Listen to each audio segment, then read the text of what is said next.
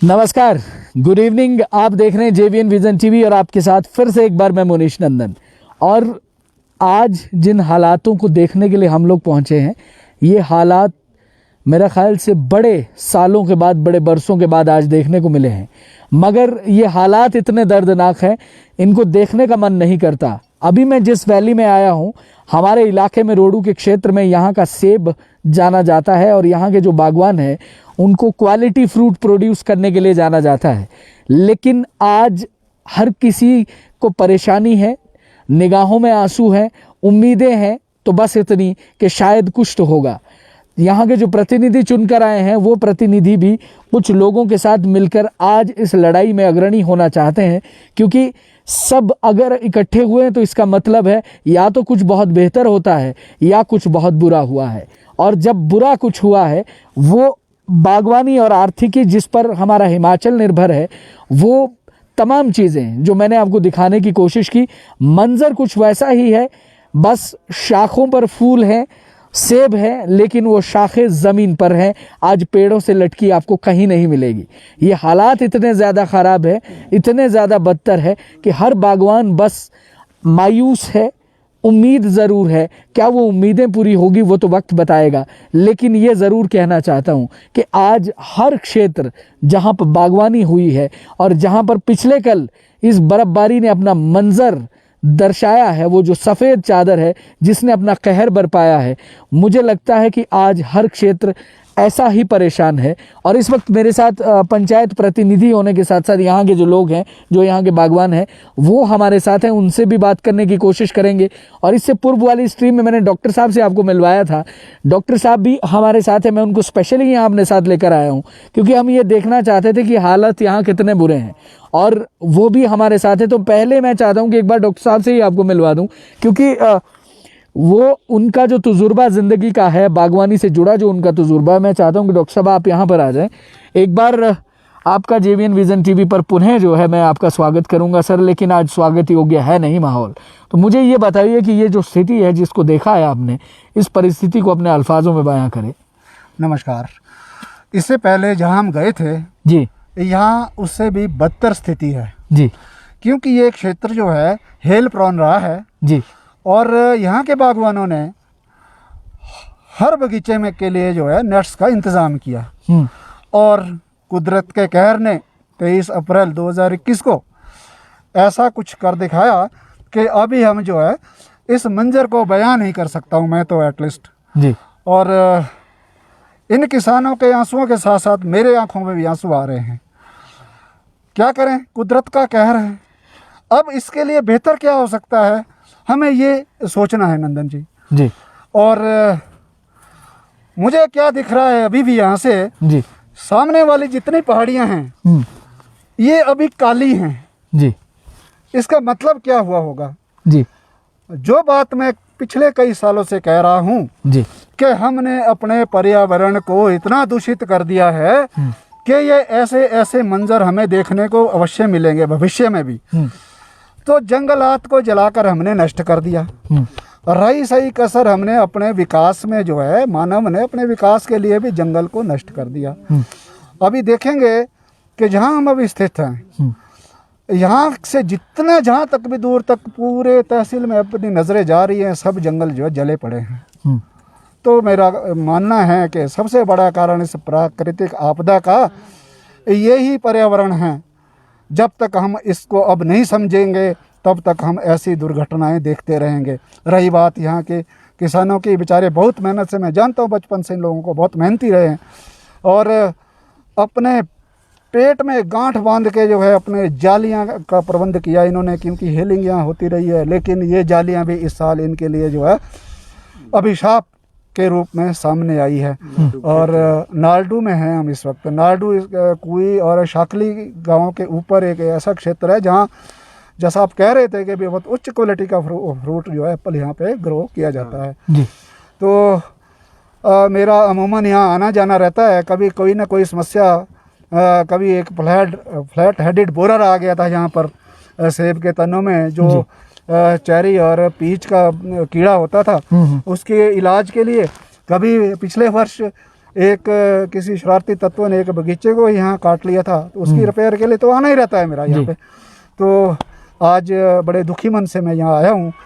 और अब आप देख रहे हैं कि चारों तरफ अभी तो इसमें तो 90% मुझे लगता है कि जहाँ जालियाँ लगी हैं 90% पौधे जो है नष्ट हो चुके हैं। और इस हिसाब से तो हम 20 साल पीछे हो गए हैं इस क्षेत्र में। बिल्कुल सही बात। चलिए, इसमें आगे क्या किया जाना चाहिए वो तो वक्त बताएगा। तकनीकी रूप से जैसा मैंने वहाँ डेमो दिया था उस गांव में जी, मैं यहाँ भी अभी ऑफ द रिकॉर्ड बात कर रहा था इन भाई लोगों से कि हमें जो है अब पैनिक क्रिएट नहीं करना है। जो हो गया, वो दिख रहा है। हिम्मत से काम लेंगे और हम लड़ेंगे और इन पौधों को जो है हरा भरा करेंगे। और उसके लिए हमने जो है बहुत मोटी टेक्निक इसमें नहीं लगानी है। जैसा मैंने वहाँ कहा था कि यहाँ भी इनको भाइयों को यही कह रहा हूँ कि जो घाव बने हैं उनको पहले स्मूथ कर लें, रफ ना रखें। गोबर, चिकनी मिट्टी और पानी का लेप बनाकर जो है उस पे लगाएं। जो शाखा टूट गई है उसको काट कर उस पे जो है चौबटिया पेस्ट बनवाएं, खुद उसको लगाएं। उसकी विधि भी आपको बता दी गई है और बताता ही रहता हूँ। और एक रहेगा चिप बडिंग, जो हमारे टॉप हैं, लीडर हैं, उसमें हमें चिप बडिंग जो है जरूर करनी होगी जी, ताकि फास्ट रिकवरी और एक हमारे पास जो है मैन लीडर तैयार हो। ऐसे ही कई जो है शाखाएं, जो बाहर की शाखाएं हैं, यदि वो आगे से ब्रेक हो गई है तो वो भी काटनी पड़ेगी हमें। उसको हम जोड़ने की कोशिश करेंगे तो धोखे में रहेंगे। तो इसके साथ साथ क्योंकि पौधा जो है काफ़ी डैमेज है, उसमें हमने फास्ट रिकवरी के लिए मैं नाइट्रोजन रिकमेंड करूंगा। इसके लिए नाइट्रोजन जो है सॉइल एप्लीकेशन देनी पड़ेगी, क्योंकि अभी नमी पर्याप्त मात्रा में है। यदि आपने दूसरा डोज नहीं दिया है तो आप नाइट्रोजन जो है, कैल्शियम नाइट्रेट, अब तो यूरिया के रूप में भी दे सकते हैं, क्योंकि अभी नमी पर्याप्त मात्रा में है। वो उससे क्या होगा कि पौधा जो है शाखाएं निकालना जल्दी शुरू कर देगा।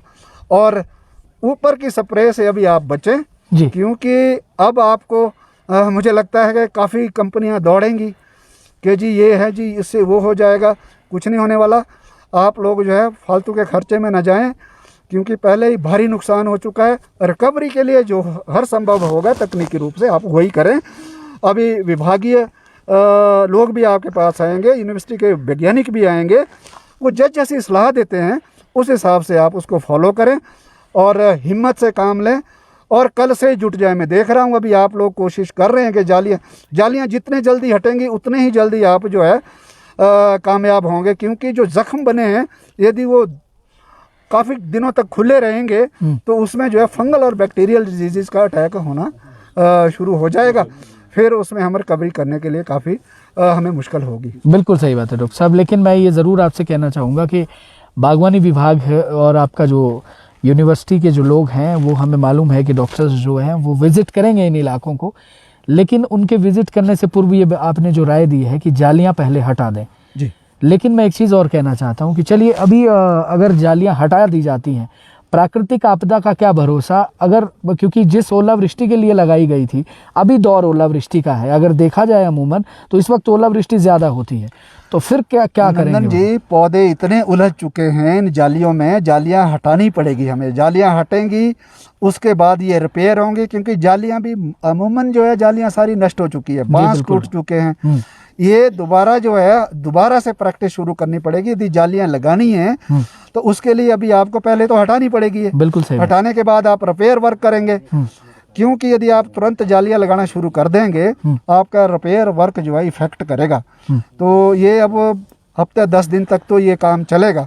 और सामूहिक रूप से मैं तो अपील करूंगा आप लोगों से, इंडिविजुअल खेतों में नहीं रहें। मुझे लगता है कि जो हमारा जो बुआरा सिस्टम है, एक बगीचे में सारे भाई लोग इकट्ठे होकर चले जाएं, एक दिन उसका काम ही निपटा दें। क्या बात है। और दूसरे दिन दूसरे बगीचे में एक बोलते हैं ना कि एक आदमी जो है ये कुछ नहीं कर पाएगा। 2-4 आपके पास लेबर होगी, इतने बड़े बड़े बगीचे, और बगीचे सारे ही नष्ट है इस क्षेत्र में जी।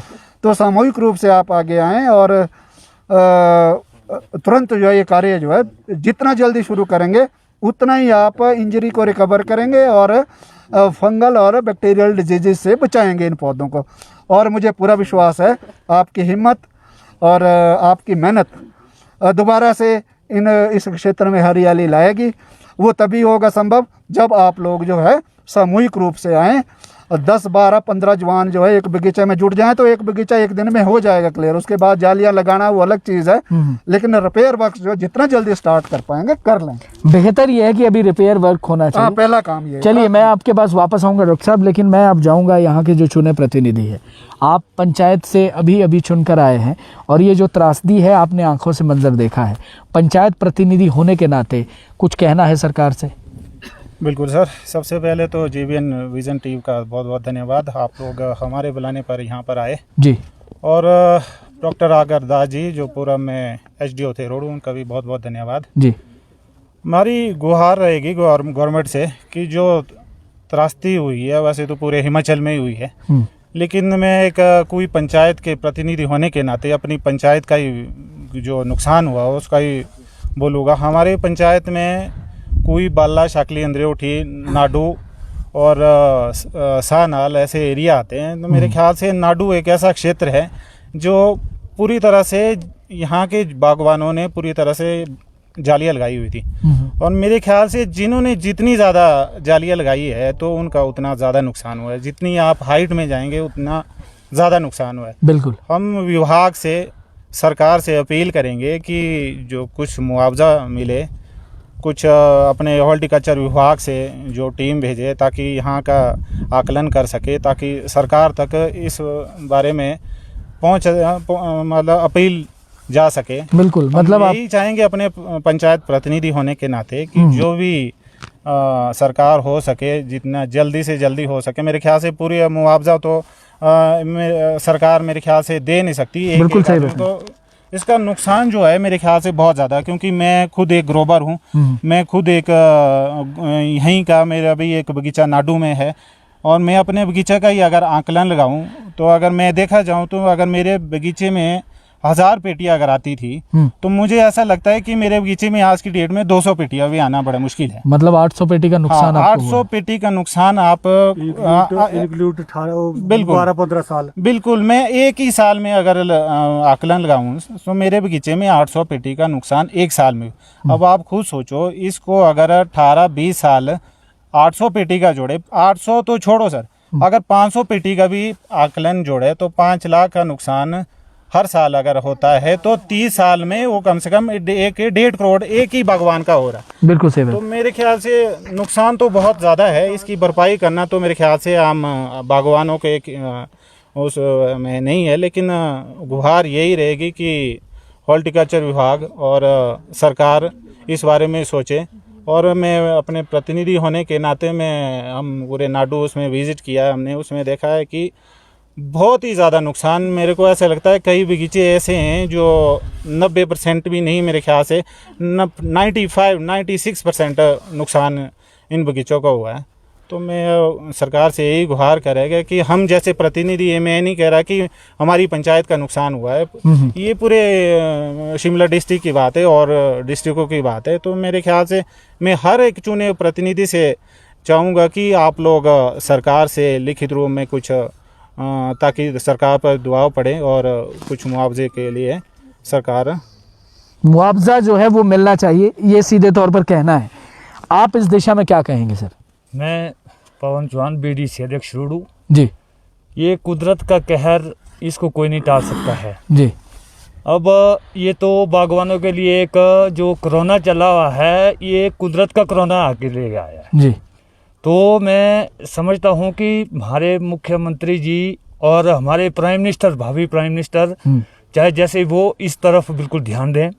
और मैं जो है SDM साहब से भी बात कर चुका हूँ 4-5 बारी कल से लेकर जी। और मैं उनके माध्यम से, चाहे हमारा चुवारा ब्लॉक हो, कोटखाई की चेयरमैन की रेखा चौहान से मैं बात कर चुका हूँ, और वो क्या नाम ठेव की चेयरमैन से मैं बात कर चुका हूँ, और जितनी भी ये त्रासदी आई है इसके लिए सरकार कुछ हमारे बागवानों के लिए कुछ सहायता लोगों को, बागवानों को दें। जिस तरह से ब्लाइटॉक्स है, मैं समझता हूं कि सरकार आपके माध्यम से सरकार ब्लाइटॉक्स जहां जहां नुकसान हुआ उसको फ्री ऑफ कॉस्ट में दे, है ना। और जो फंजीसाइड है, मैं समझता हूँ जो स्प्रे फंजीसाइड जो है वो उसको भी फ्री ऑफ कॉस्ट, क्योंकि ये हॉर्टिकल्चर में कोई दवाइयाँ नहीं आ रही अब इस तरह से। बिल्कुल सही। हाँ, मैं समझता हूँ कि सरकार जो है अब हॉर्टिकल्चर में भी इस तरह की दवाइयाँ जल्दी से जल्दी उपलब्ध करवाएं, जिससे कि बागवान अपनी कुछ राहत तो ले लें।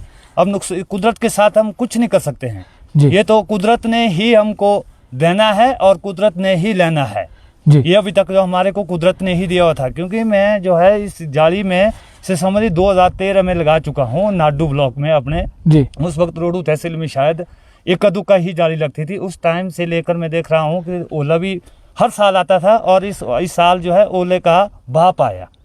इसको बर्फ नहीं कहेंगे हम, इसको दुश्मन कहेंगे हम जी। जब बर्फ की जरूरत थी उस वक्त आई नहीं, ये तो दुश्मन लेके आई है। मैं समझता हूँ मैं और भी आगे बातचीत करूंगा एसडीएम के माध्यम से, चाहे चीफ मिनिस्टर हो चाहे प्राइम मिनिस्टर हो, हम उसके माध्यम से एक डेपुटेशन लेके और उनको लेटर लेके भी हमारी बागवानों के लिए कुछ सहायता प्रदान करें। मैं जो है जैसे हमारे सिरमौर का इलाका है, वहाँ भी सेब हैं, वहाँ के लोग भी आपके माध्यम से अगर हमारी बात वहाँ तक पहुँचे जी जी, तो वहाँ तक चाहे मंडी का हमारा भी इलाका है, वहाँ भी सिराज का जो क्षेत्र, हाँ सिराज का खास तौर से, क्योंकि सिराज वाले लोगों का मेरे को कल भी फ़ोन आए थे कि आप इस तरह से करिए कि जितने भी प्रधान है वो आपके अध्यक्षता में बैठक करे और एक डेपुटेशन डालो, चाहे शिमला डिस्ट्रिक्ट के, चाहे जिला परिषद के मेंबर हो, चाहे और भी कोई भी मेंबर्स हो, कि सरकार पर इस तरह से अनुरोध करो कि ये तो कोरोना आ गया बागवानों के लिए, इसको अब किस तरह से सहायता करे अगर सरकार चाहे, हम पूरा प्रयत्न करेंगे बागवानों के। चलिए, ये तो जनप्रतिनिधि होने के नाते आप कह रहे हैं। प्रधान साहिबा मेरे साथ हैं, और मैम मैं आपसे जो सवाल पूछना चाह रहा हूँ वो मुझे लग रहा है कि इस क्षेत्र में आने के बाद ऐसा मंजर होगा ये हमने नहीं सोचा था। आपसे दोबारा जो है ऐसे वक्त मुलाकात होगी ये भी नहीं देखा था। लेकिन मैं ये ज़रूर आपसे कहना चाहूँगा कि जब आपने स्थिति यहाँ देखी तो उसके बाद जो महसूस किया है वो एक बार बयां कर दें। सबसे पहले JVN विजन टीवी आपका शुक्रिया जी। आप इस दुखद घड़ी में हमारे साथ यहाँ आज आए जी, हमारा साथ दे रहे हैं। तो मैं ये कहना चाहती हूँ, जब मैं यहाँ आई, मैंने विज़िट किया इस एरिया का जी। तो नहीं देख पा रही थी मैं इतना नुकसान। हमारे बागवान बहुत दुखी है, आपको इनके चेहरों पे दुख सामने दिख रहा है जी। तो मैं एक पंचायत प्रतिनिधि होने के नाते आपकी JVN विजन टीवी के माध्यम से सरकार से अपील करूँगी कि जितना भी हमारे बागवानों का नुकसान हुआ है, आप देख सकते हैं नुकसान से हमारा बागवान भाई जो है 20-25 साल पीछे मतलब पिछड़ गया है जी। तो मैं सरकार से अपील करूंगी कि जितनी जल्दी हो सके, जितना हो सके जितने इस नुकसान का मुआवजा दे जी। और ये बताओ ना जी कि सरकार जो है अभी तक 1970 से लेकर 300 रुपया ओलावृष्टि का खर्च देती है। बताओ आप, 300 रुपया 1970 से 70 थे, मतलब 70, 30 और 20, 50 साल हो गई, 1 रुपया तक नहीं बढ़ाएगा इन्होंने। सरकार चाहे जो भी हो, टैक्स हमारा अभी कुछ भी नहीं है। कम से कम जो आजकल नुकसान बागवानों का हुआ है, कम से कम पर बीघा 30,000 रुपया मिलना चाहिए बागवानों के लिए जी। चलिए, लेकिन ये भी 30,000 भी अगर इतना भी मिलता है वो भी कम है।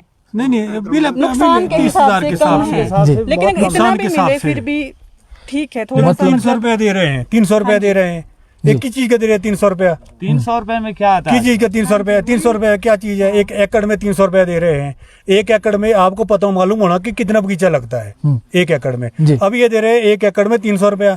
अब हमारी जो लिमिट बनती है कितने की बनती है, और उसमें फिर हमारा टैक्स और वो सब कटा जाता है। कितना काटते हैं हमारे से, इंश्योरेंस वगैरह जो भी होती है कितनी काटती है। और फिर हमारे को जो वापसी की बात आती है, जैसे हमारी त्रस्ती हो गई अभी, कोई आएगा सामने क्या बोलेगा, फिर बाद में नहीं है, कुछ भी नहीं है। ट्रस्ट जो भी इसका जो प्रोसीजर निकलता है। जी जी। चलिए मैम, मैं बिल्कुल मैं आपके पास वापस आऊँगा सर। बताइए मैम। हाँ जी, तो हमें ब्लॉक से एक ऑर्डर आया था कि जी। आप हमें डाटा कलेक्ट करके दीजिए जितने आपके क्षेत्र में नुकसान हुआ है। जी। तो जितना मेरे पास डाटा आया मतलब हम पंचायत के थ्रू तो हमने वो फॉरवर्ड कर दिया है। तो इसके बावजूद भी मैं सरकार से यही अपील करूँगी कि शीघ्र से शीघ्र इस मुआवजे को प्लीज़ हमारे बागवानों के लिए किया जाए। बिल्कुल, मुआवजा राशि की जो हाँ है जी, आप मुआवजा मांग कर राशि, रहे हैं। हाँ जी बिल्कुल, मुआवजा राशि की हम मांग कर रहे हैं और ये होना भी चाहिए। आप देख सकते हैं बहुत से बागवान हमारे जो कि है सेबों पे ही डिपेंड है। जी। अगर ये सेब ही नहीं होंगे तो क्या खाएंगे, भूखे मर जाएंगे ना। जी, अब डिपेंड इसी पे है तो फिर ये तो ज़रूरी है, ये काम तो होना ही चाहिए। बिल्कुल सही बात है। हाँ जी, अब देखो आप इतना नुकसान होने के बावजूद किसान कितना पिछड़ गया है। जी। 20-25 साल बैक चला गया है वो। हाँ, तो फिर इसलिए हम सरकार से गुहार करते हैं कि जल्दी से जल्दी हमारे जो है मुआवजे की मांग है। मतलब सीधे तौर पर आप ये कहना चाहते हैं कि सरकार जो है वो राशि हमें सौंपे, अगर राशि नहीं तो किस रूप में मदद की जा सकती है, ये भी मैं जरूर आपसे पूछूंगा सर। बिल्कुल सर, मतलब कोई बजट अगर नहीं होता है तो किस रूप में आप सरकार से उम्मीद कर रहे हैं कि हमें सहयोग किया जाए? हम कम से कम हॉर्टिकल्चर विभाग से भी आग्रह करेंगे, वो कम से कम अपने प्रतिनिधि यहाँ पर भेजे। जी। कम से कम ये तो गाइड करे कि मान लो कहीं पौधा टूटा हुआ है, जी बिल्कुल सही। उसको जोड़ा जा सके या उसको रिमूव कर सके। हम डॉक्टर आगरदास जी का भी शुक्रिया अदा करने, इन्होंने भी काफ़ी सारी जानकारी दी। जी। तो इन्होंने भी कहा है कि जो जुड़ने लायक नहीं है उसे आप पूरी तरह से रिमूव कर सकते हैं। जी। वैसे ही हमारे को कुछ जानकारी मिले। हमारे को जो चीज़ें अभी उपलब्ध है, हम चाहते हैं जैसे मान लो हमारे को बांस की ज़रूरत है। अभी आप देख रहे हैं पूरे एरिया में बांस नहीं है। बांस की अब आज मैं रोडू गया था, बांस कहीं मिल ही नहीं रहे। हम चाहते हैं विभाग से, हम चाहते हैं कि बांस कम से कम उपलब्ध करें, डोरिया कम से कम उपलब्ध करे जो फौरन राहत मिले। लॉकडाउन लगाया है। मैं हिमाचल सरकार से अनुरोध करना चाहता हूं कि हमारी लेबर कहीं और जगह फंसी हुई है। जैसे बांस हमारे नीचे से आते हैं, हरियाणा पंजाब से बांस आते हैं, कि उन गाड़ियों को आने जाने दें। और जैसे हमारे नारियल हो गया और होगा, अब रोडू में छोटा शहर है, कहीं रामपुर में ले जानी है, कहीं किन्नौर ले जानी है लोगों ने, तो वहाँ से बड़ी मुश्किल हो जाएगी। लोग परेशान ऐसे भी आज बहुत रोडों में परेशान, ना बांस मिल रहे हैं कि वही गाड़ियाँ नहीं दे रहे हैं नीचे से आने। इसलिए हमारी हिमाचल सरकार से ये मांग है कि उनको तुरंत आने दे, और ताकि हम उन लोगों को मतलब इस त्रासदी में मतलब उनकी सहयोग कर सके। सर जो रेट भी है ना सर, आज की डेट में जिनके पास बांस है वो तो अपने मनमाने रेट लगाएंगे। बिल्कुल सही बात है। अगर जो बांस 120 रुपए का, 150 रुपए का, तो आज के डेट में अगर 200 रुपए का भी लेना पड़े तो हमारे को तो मजबूरन है वो लेना पड़े। ये हमारी नहीं, ये हर एक आदमी की प्रॉब्लम है। पर इस पे जो है रेट चेक भी होना चाहिए। बिल्कुल, रेट क्योंकि काला बाजारी का वक्त अब शुरू हो गया। बिल्कुल सर जी। ताकि हम विभाग से ये अपील कर सकते हैं, सरकार से ये अपील कर सकते हैं कि उन हमारे लिए बांस जो जरूरी चीज़ है, जो आइटम अब हॉर्टिकल्चर विभाग में ब्लाइटॉक्स नहीं आ रहा, अभी ब्लाइटॉक्स की जरूरत है।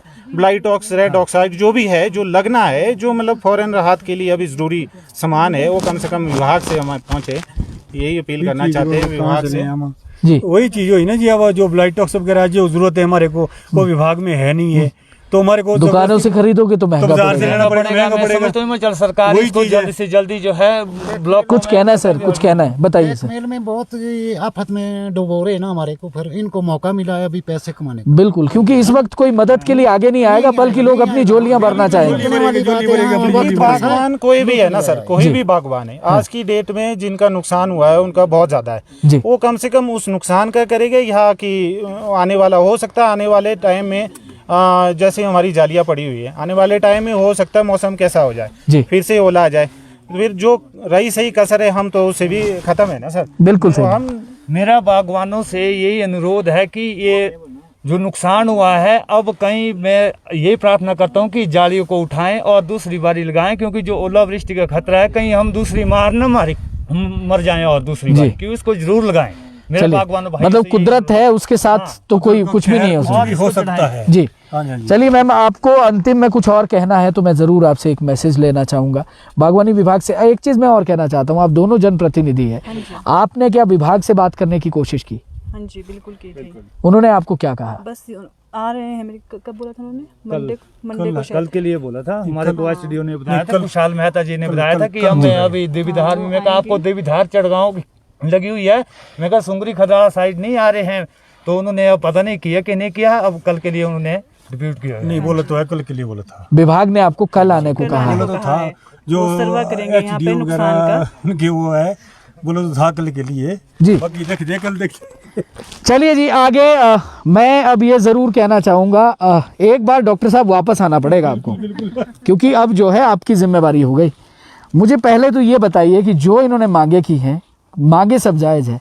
पहली बात है बांस नहीं मिल रहे, काला बाजारी शुरू, यानी 150 रुपये 100-120 रुपये में मिलने वाला जो बांस है वो 200 रुपये बेचा जाएगा, क्योंकि अभी बागवानों को ज़रूरत है, इमरजेंसी है।